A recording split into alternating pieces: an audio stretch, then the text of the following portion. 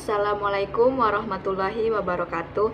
Hai semuanya, perkenalkan saya Febrianti Ratnadila dari Institut Kesehatan Raja Wali Bandung, Prodi Sarjana Kebidanan tingkat 1. Pertama-tama saya ucapkan terima kasih kepada dosen kami yaitu Dr. Intan yang mana telah memberikan tugas ini kepada kami semua yang bertujuan untuk menambah wawasan kami. Sebelumnya saya meminta maaf bila mana ada suara-suara yang tidak mengenakan dikarenakan lokasi saya saat ini bertepatan tidak jauh dari area atau jalan raya. Baiklah, kita langsung saja memulai materi. You've got those big blue eyes, drive me crazy, make me fantasize about you, baby, and you smell so sweet, like fresh picked dates. Kasus yang akan dibahas kali ini yaitu kasus mioma uteri. Seorang wanita 30 tahun belum mempunyai anak, menikah 8 tahun, mengeluh benjolan di perut bawah, nyeri haid siklus haid 30 hari, dan setiap haid darah banyak 5-6 duk per hari. 1 Sg dikatakan adanya mioma uteri ukuran 4 cm. Bagaimana pengkajian pasien tersebut dari anamnesis, pemeriksaan fisik, pemeriksaan ginekologi, pemeriksaan penunjang sampai penata laksanaannya.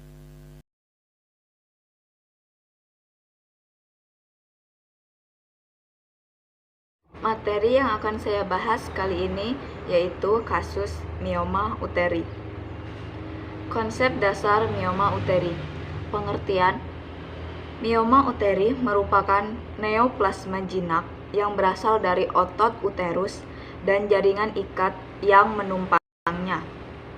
Mioma uteri merupakan tumor jinak otot rahim disertai jaringan ikatnya sehingga dapat dalam bentuk padat karena jaringan ikatnya dominan dan lunak serta karena struktur utamanya adalah polos rahim. Nama lain dari mioma adalah leiomau uteri,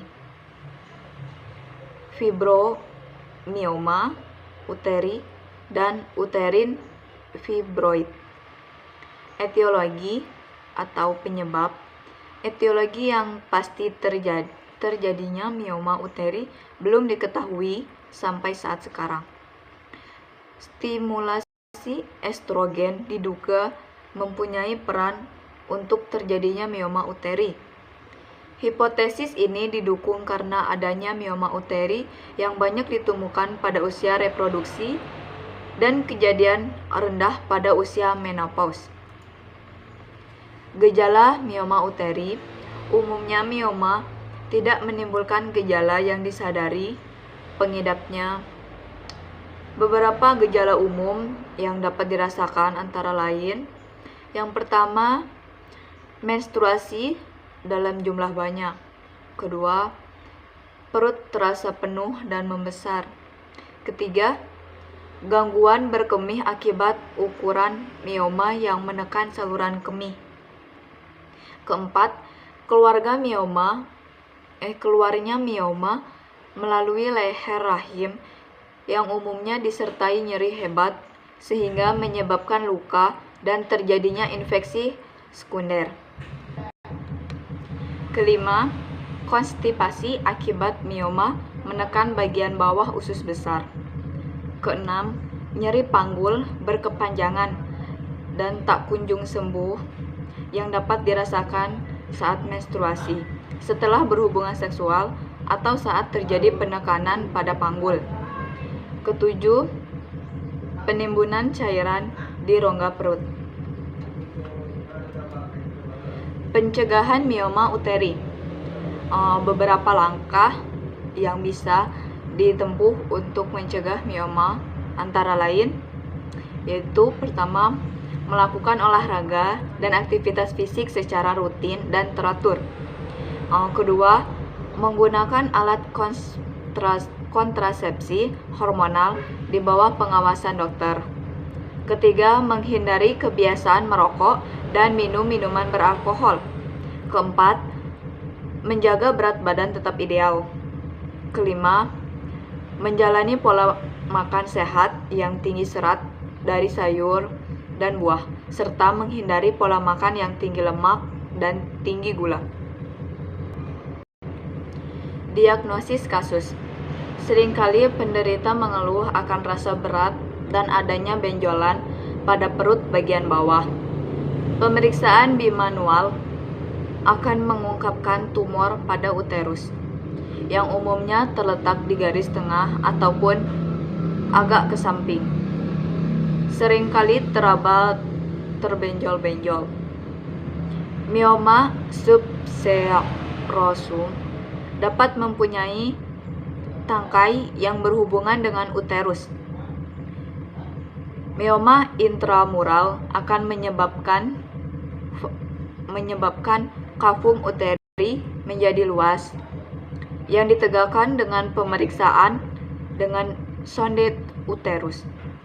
Mioma submukosum kadang-kadang dapat teraba dengan jari yang masuk ke dalam kanalis cervicalis dan terasa benjolan pada kafum uteri. Lanjut dengan pengkajian kasus mioma uteri. Dalam hal pemeriksaan, diagnosis mioma uteri diberikan berdasarkan hal-hal berikut, yaitu yang pertama, anamnesis, timbul benjolan di perut bagian bawah dalam waktu yang relatif lama. Kadang-kadang gangguan haid, buang air kecil atau buang air besar pun terjadi. Nyeri perut muncul jika mioma terinfeksi, terpuntir atau pecah. Yang kedua, pemeriksaan fisik, yaitu palpasi abdomen digunakan untuk mendapatkan tumor di abdomen bagian bawah. Yang ketiga, pemeriksaan ginekologi, yaitu dengan pemeriksaan bimanual, tumor tersebut didapatkan menyatu dengan rahim atau mengisi kafum douglasi. Konsistensinya padat, kenyal, bergerak, dan permukaan tumor umumnya rata.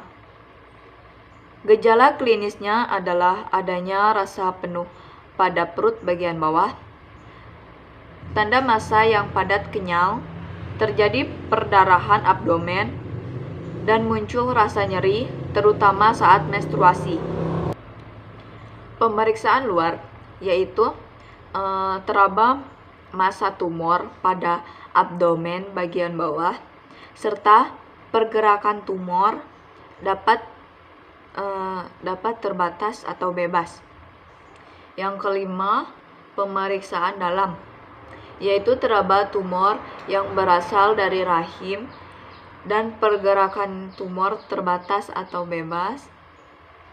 Tumor ini biasanya ditemukan secara kebetulan. Yang keenam, pemeriksaan penunjang. Pemeriksaan penunjang dapat dilakukan dengan USG untuk menentukan jenis tumor, lokasi mioma, ketebalan endometrium, dan keadaan adnexa dalam rongga pelvis.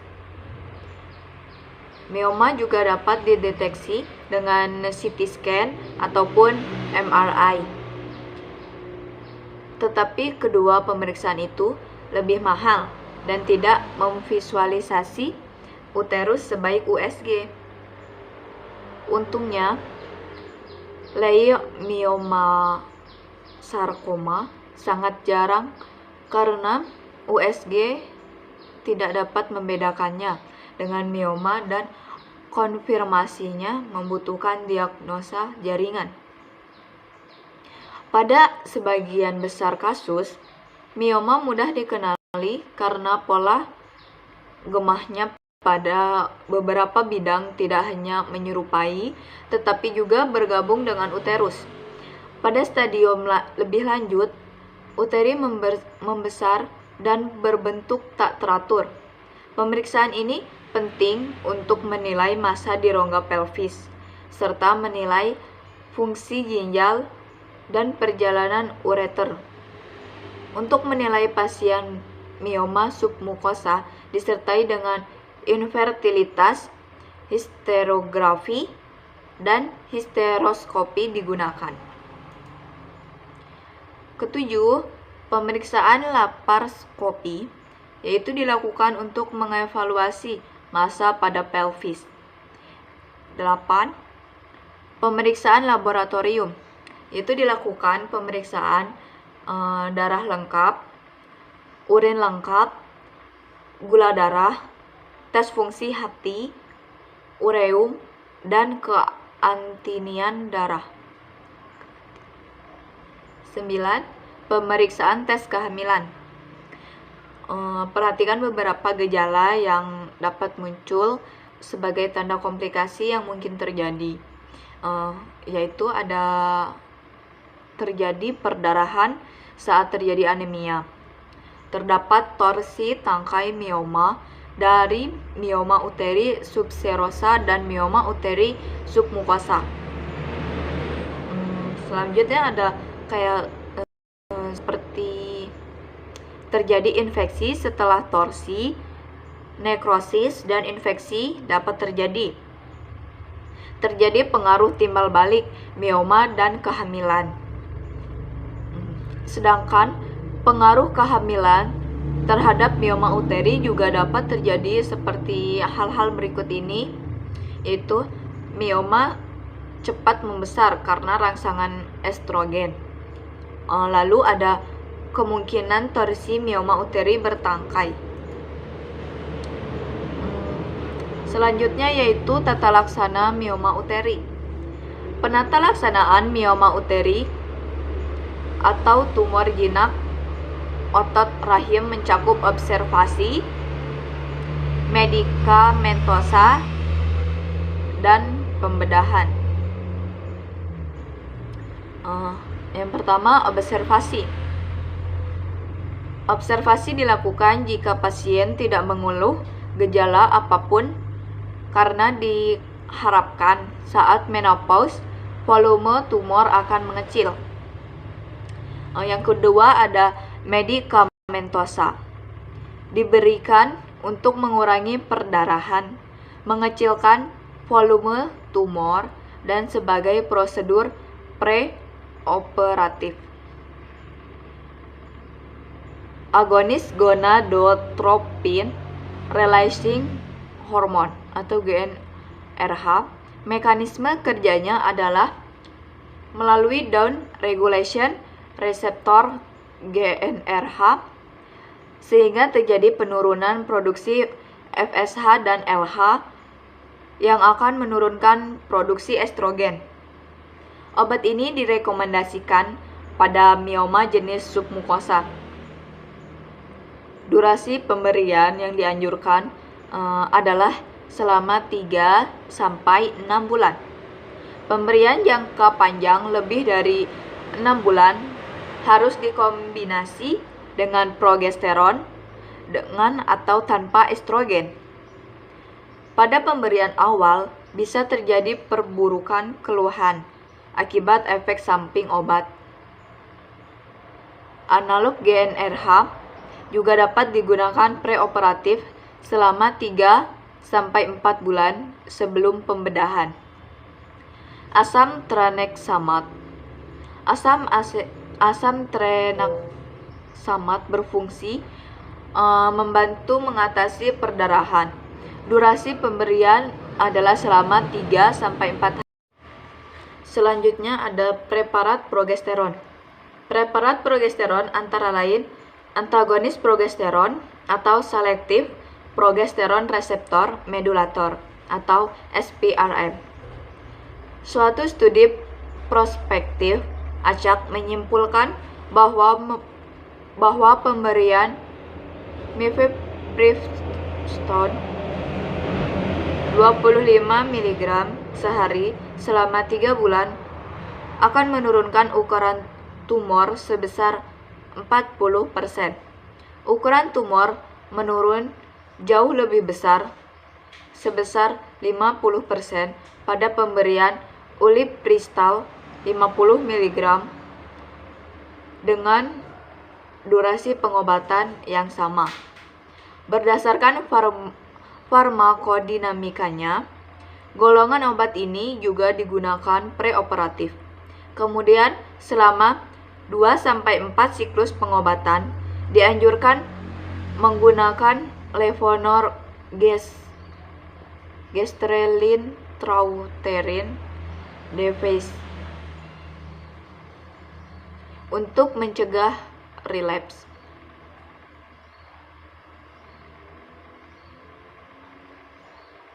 IUD jenis ini juga direkomendasikan sebagai terapi mioma intramural.